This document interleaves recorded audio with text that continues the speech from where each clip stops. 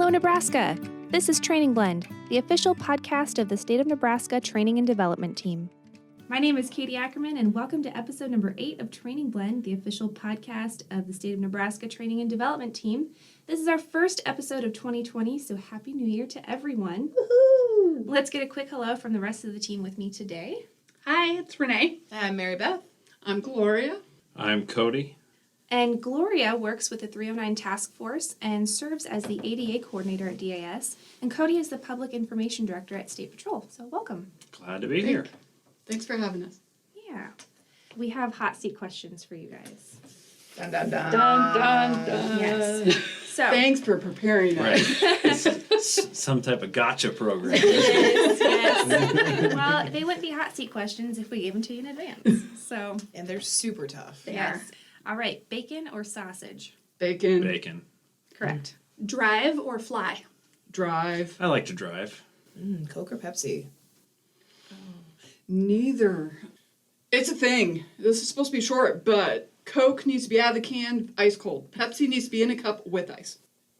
See, if I'm picking Coke or Pepsi products, I will pick Pepsi because of Mountain Dew. But if it's Coke or Pepsi, definitely Coke. Okay. All right. All right. Interesting. Morning person or night owl? Morning. Neither. I like to sleep. That's correct. That's correct.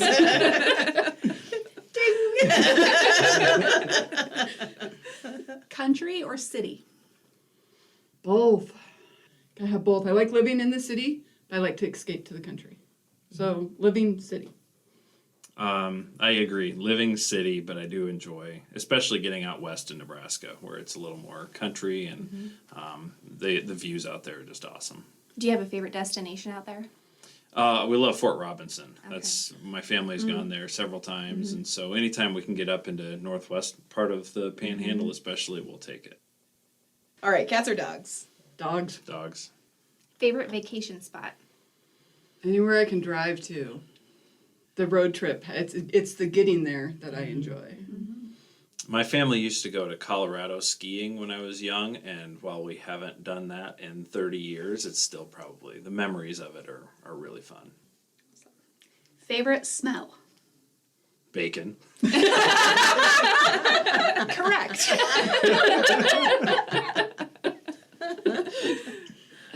Cinnamon apple type. And it better have the pie actually in the oven, not fake smells. Yeah, no candles. Right. What's your favorite season? All. For a different reason. It's definitely summer, yeah. Too many allergies to deal with, and there's no cold. So. Yeah. Right. Well, I think I might know the answer to this next one. Snow or no? Both. I use wheels, so snow makes it very hard to get places. But sitting behind a pane glass window with the snow coming down, the fireplace going, there's no better evening in the world. I enjoy the first snow of the year, but then after that, that's enough. It's pretty, but yeah, can we get back to warm weather? What are you reading or listening to lately? Mobituaries by Moraka. I don't even know You what might that is. you might have to explain that one. Yeah. So Moraka is his name. I believe I'm pronouncing that right. He's with CBS, and he does an obituaries of people who have passed throughout history, Okay. and he calls it mobituaries. So it's just these historical figures that have changed their little piece of the world. Is it like a podcast? Yeah, it's a podcast. Okay, interesting. There's something very similar to that Mike Rowe does that I've listened to. It's a real short podcast, but it's a historical figure, and it kind of tries to make it a mystery so you don't know who you're listening about until you get to the end. So that's interesting. But I am currently reading Nancy Drew books with my 6-year-old daughter. So we're going through... we've read the first one about 3 times right now, and so the library's open today, so hopefully they're getting more. I know that feeling. I also have a 6-year-old daughter, so. Make, model, and color of your first car. 1977 Pontiac Grand Le Mans white with a broken tail light. Nice. Fantastic. I had a maroon 88 Mercury Sable that died very, very quickly. Also a boat. Mine died at 220,000 miles and I cried. Oh. If All right, and last one. What is your spirit animal? I don't know. I feel like I should say a falcon or something, but it's probably more like a groundhog or something. something not exotic. We could do like a phoenix where you rise from the ashes and becoming your best you if you want to be symbolic. I don't have one. Herbie Husker. Spirit animal. Probably that stupid mouse in my backyard. Tenacious. Yeah. Awesome. All right, well, that's it for the hot seat questions. Thank you guys for being willing participants. Okay, so we're going to spend the next few minutes getting to know Gloria and Cody and talking with them about some issues around ADA, compliance, and how two agencies were able to work together. So let's get started. Gloria, can you tell us a little bit about what you do as ADA coordinator and what is the ADA? So an ADA coordinator is a resource for all of our state agencies and constituents. I am charged with improving access to all state programs and services for all Nebraskans. They may include educating our agencies on the American Disability Act. It may also help to correct things that didn't quite meet the mark for ADA compliance. So the American Disabilities Act is a civil rights law ensuring equal rights and access to all citizens. It's actually celebrating its 30th anniversary this year of the signing. That's pretty It's cool. July 26th. Watch for the party info. The ADA has 5 titles. Title I covers employment. It requires employers to provide reasonable accommodations so that people can do their essential job And you functions. say employers as in like across the United States of America. Across the United States, every employer is bound by Title I that they, if you say, I need to be able to file this, and the file's up high, can we move it down low so that I can reach it from my wheelchair? Got it. But it has to be reasonable accommodations. Doesn't mean you can't fire somebody with disability. You can. If they can't do their essential job duties with reasonable accommodations, they can see the door. So, and people get scared to hire people with disabilities because of that. No, we're not going to sue you. We want a job, and we want to do our job to the best of our abilities. Title II is state and local government. That requires us to provide access to our services and our programs. That would be the state of Nebraska, City of Lincoln, City of Omaha, all of those entities. Title III is private entities. Joe's Bar on the corner is a private entity. Title IV is telecommunications, your phone systems. Internet falls under that a little bit, but it's a gray area. Wait, can we go back to the other one where it's like the private enterprise? So Yes. if a place of business doesn't have a wheelchair ramp, for example, getting into their, how does that play into? Technically it should. Yeah. That's the goal you want to be at. But if they bought a building, they have done nothing to it, and it has stairs to the front, they might get around it. But the minute they renovate it, 20% of all the money they did on renovation had better be to ADA access. So that means, number one, you put the ramp to the front door. Right. Number two, you do that bathroom. Yeah. Get rid of the high tables and lower them so you have seating for people in wheelchairs, things like that. Got it. But if they bought an old building and they have a business in it and they haven't renovated it, there is some gray areas that they might be able to be, I don't want to say exempt because nobody's exempt, but might get around the law. Got it. Not best I'm not asking practice. to get around the wall. No. I'm just trying to get an idea of what you mean Not by best practice. what that would be for a non-government person. Yeah. where Right, that might exactly. apply. Okay. Title V is some miscellaneous provisions in it I don't have to look at too often. I work predominantly with Title I and Title II. Employment and Title II is government, so that's where I work. A lot of sense. There you go. That's lowdown on the ADA. And can you explain what 508 compliance is? So 508 compliance, also known as Section 508, is an amendment to the Federal Workforce Rehabilitation Act. The law mandates that all federal information technology used by federal government is accessible to people with disabilities. And although this does not apply to state or local government, the electronic access to goods and services has been cited under the ADA. The state of Nebraska has adopted, it's called WCAG 2.0, which is Web Content Accessibility Guidelines. And for best practice, we want to follow WCAG 2.1. Someday soon, there may be more specific guidelines within the ADA on what is required for electronic information. Until that happens, we have to have taken notice of what courts have ruled and try to follow suit and do the best we can to get information out to all of our constituents. It's all based off of 508. WCAG is based off of 508, but 508 is federal. Make sense? Yep. Clear as mud. Good. That's why we're happy we have you. Gloria has hands. Common. We'll talk. If you break that down to general Nebraska teammate role, how does 508 compliance apply to them in their role? Generally speaking. Generally speaking, everyone should be aware of the ADA. As a broad, we want to provide our programs and services to every single Nebraskan that we can. So we're open for all. When it comes to electronic information, whether it be a website or social media, anyone who is putting information out as the state of Nebraska should have a basic understanding of WCAG 2.1. Cody, can you tell us a little bit about your role at State Patrol? Yes, I would love to. I've been with NSP, and I have to claim right now, because there's no one from the Department of Corrections in here, we are NSP. They say that the state penitentiary is NSP, and every once in a while we get a little bit of their mail. So while they're not here, we're NSP, I'll say that. Set the record straight. Right, but we're very friendly with them. They're partners in public safety, along with a number of other agencies. And so my role at the State Patrol is I'm officially the Public Relations Director, and that has meaning, but it doesn't have meaning, because a lot of agencies have a PIO. That's what I am. I just don't like the word officer, because the word officer means something in law enforcement. So I get confused all the time when people call, especially from out of state, or constituents call, they call me a trooper, and first, I'm not a trooper. I haven't earned that, so I don't want it.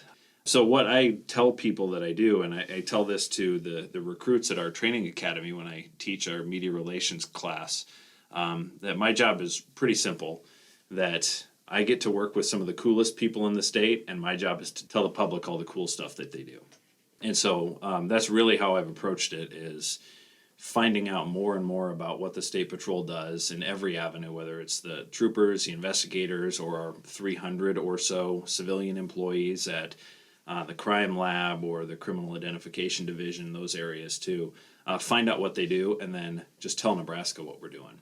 And beyond that, beyond the PR side of it is the public safety side of it. And especially now in winter, that's a big deal to tell people about road conditions and what to expect. We're not meteorologists or anything like that, but we follow all of the meteorologists on social media, and we're good partners with our local media and everything too.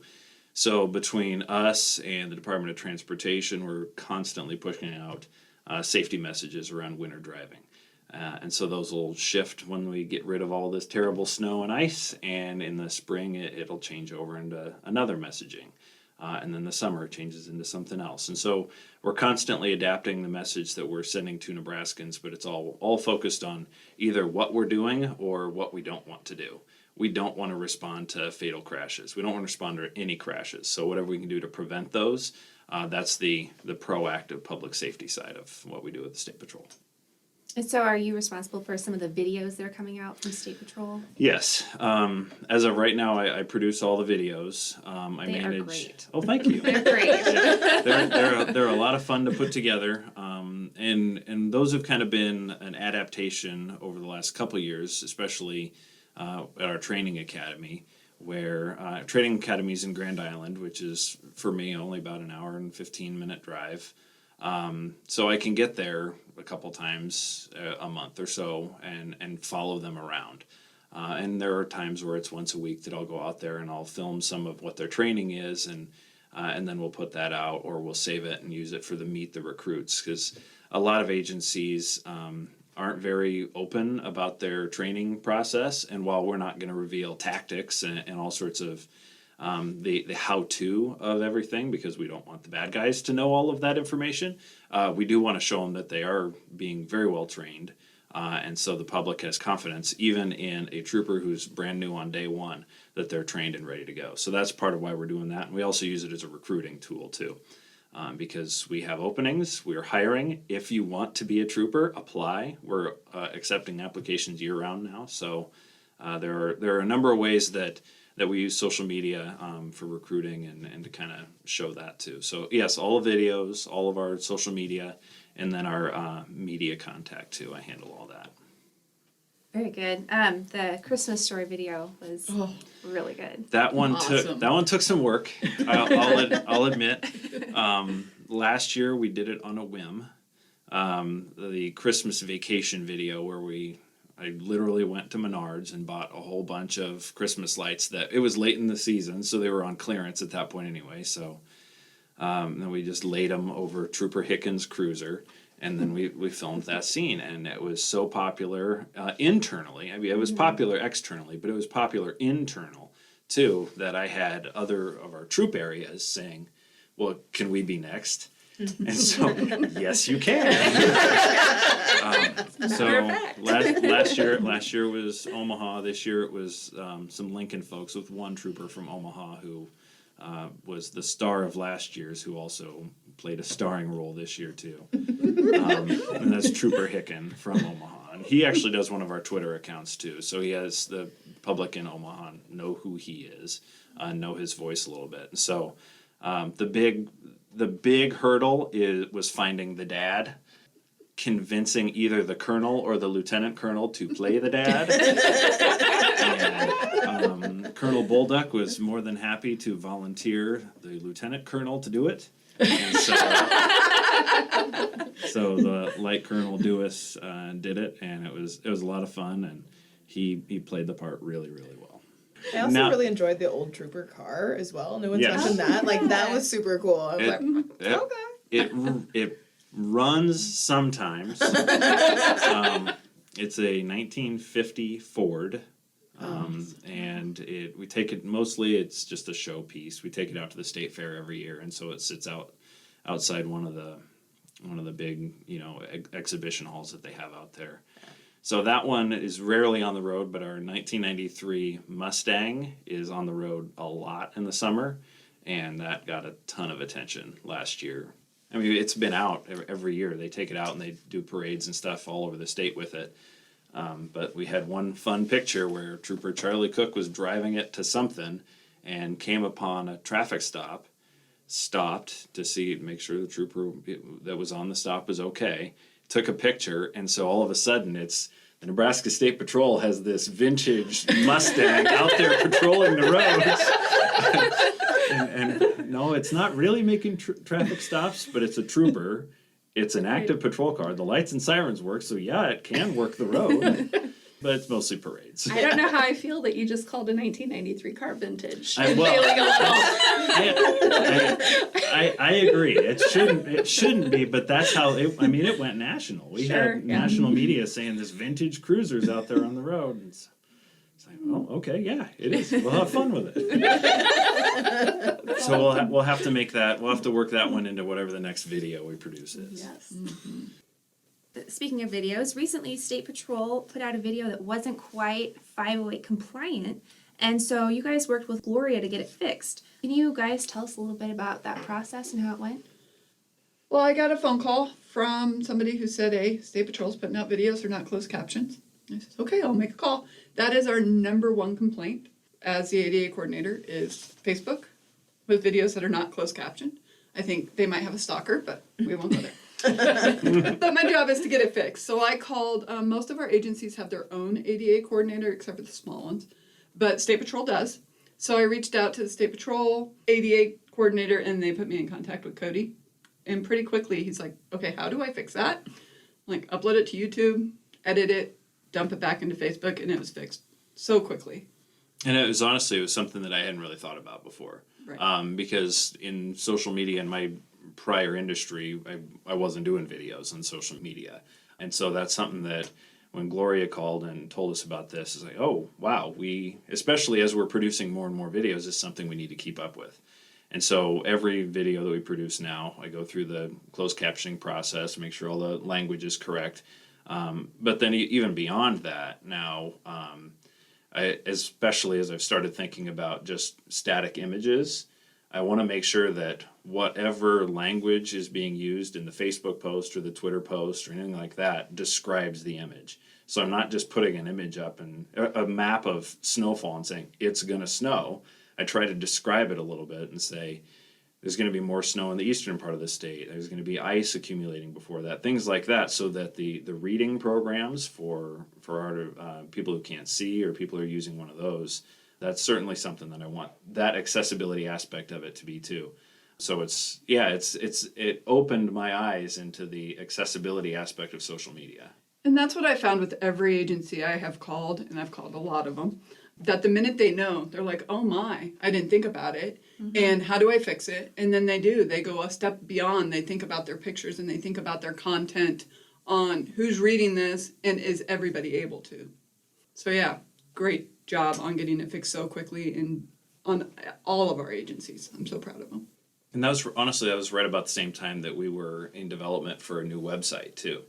And so I would not have thought about it if not for, hey, here's a video that doesn't have closed captions. And so that we went through the ADA compliance, and I know it's an ever moving target, especially on websites. So we worked with our developer to make sure that we were doing things correctly for the launch, but then also how to maintain compliance going forward. Even things like alt text on images or headers on, like, once you get into a subsection of an article, making sure that you're following the header 1, header 2, header 3, as opposed to just jumping down, oh, this one looks cool. Well, the reading programs aren't going to be able to see that or understand that's exactly what you want to convey. Mm-hmm. So yeah, there's a lot more nuance to it than I realized. And there's just new stuff coming out every day. There's new apps, there's new programs, and as we get our story out there and get information to our public, it's constantly changing. To attempt to try to stay up to date on that, and just have it in your mindset that who's reading this, who's looking at it, will it work?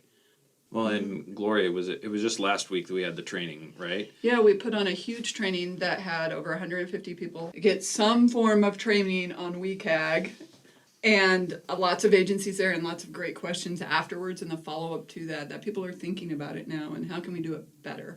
And I even learned something in that I didn't know that on a Twitter photo you could add alt text. I had no idea. But so just from that training I picked up something else, and I'd been thinking about this, and so that will help when you've only got 280 characters to describe exactly what you want to describe, and 20 of those are used by, I need to put the link to 511 in there and things. So, I mean, and we like to hashtag any roads so that we can everybody from NSP and DOT can all find these things at the same place. So your characters start going away, but using that alt text, I didn't even know you could, but now we do. And just learning how screen readers read stuff, like using I think they call it camel case for hashtags. If you're putting more than one word into a hashtag, if you put the first letter of each word as capital, the screen reader will actually read that hashtag compared to just reading all of the letters. And if you use all caps, it's going to yell at you because you must be screaming if you're using all caps. So little things like that I'm not putting information, I'm not designing a website, and I don't put a lot of information out for the state, but to know that those type of little things we can do that makes life easier, why not? I was already hashtagging the correct way because the other way is incorrect, period.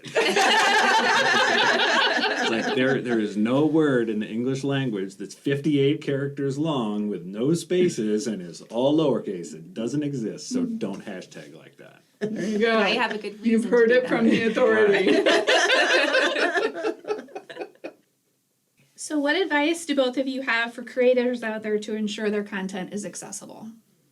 I think the biggest thing is thinking about it. There's alt text out there. Each app or social media program has an accessibility tab somewhere in there. You might have to search for it. Facebook does, Twitter does. It will tell you how to make your post more accessible. You can look right there to get the information. And just think about who you're trying to get that content out to and what difficulties they might have getting your information. And once you have that, it's the right step. And then if you're not sure, do some training. There's lots of it available out there online. Read WCAG 2.1. Give me a call. All of those things. Yeah, just thinking about it has been tremendously helpful. One specific thing I would say is don't rely on the native Facebook or YouTube closed captioning, because there will be jumbles of words that aren't real words or just sounds, or their sentences are not correct. There's punctuation in the wrong place. So actually take the time, go in, and if you know what is said in the video, it doesn't take more than a couple minutes, but those couple minutes are extremely valuable. As an example, we had a legislative video it was closed captioned. I was excited. And it was scrolling through because I always have my closed captioning on just because I'm the one that's going to get the phone call on it. And it had a moment where the senators all stood up and they all clapped. And instead of saying clapped in parentheses, it said laughed. And for that moment, that was not a good thing to have the senators laughing at what the governor said. We got that fixed pretty quick. But do edit it. I mean, you got to take a moment, look it over. And if it's a really long one, you probably want to have somebody else look it over. Are there any other tools, resources other than YouTube to close caption? The easiest way for the non-trained individual such as myself to close caption a video is YouTube. There are where you can upload those text files to put the closed captioning in. You have to work on timing, and that is above my technical expertise.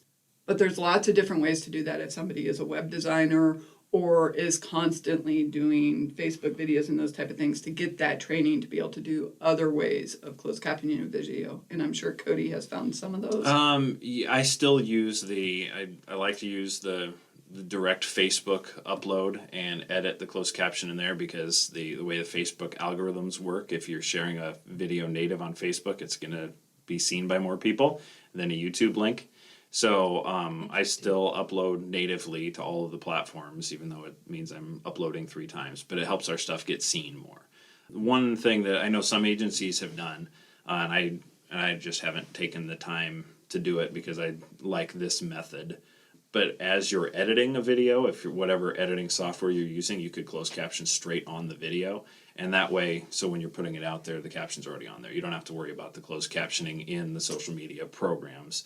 I feel like that would take longer to do than it would to go in and edit what Facebook or YouTube has put together for you. So it's just to each their own in that case. As long as the correct caption's on there, I think the mission is served. However you go about doing it, yeah, there's a number of different ways. Facebook's native closed captioning is really new, actually. 2 years ago, they didn't close caption their videos at all. So our only option was YouTube. And I heard Facebook has made it to where they close caption, and I have not messed with it at all. So it's great to hear that people are actually doing it in that platform, and that you can do it in each of their platform, because I'm going to pass that on now. So you learned something today. So, Gloria, how can teammates get in contact with you if they have questions about compliance? So my phone number is area code 402-471-3048. You can always call me. Or you can email me at gloria.eddins, EDDINS, @nebraska.gov. Well, that's all for this episode of Training Blend. Thanks for listening, and thank you so much to Gloria and Cody for joining us today. Thanks for having us. Join us again next time. Thanks for listening to this episode of Training Blend. We release new episodes of this podcast monthly.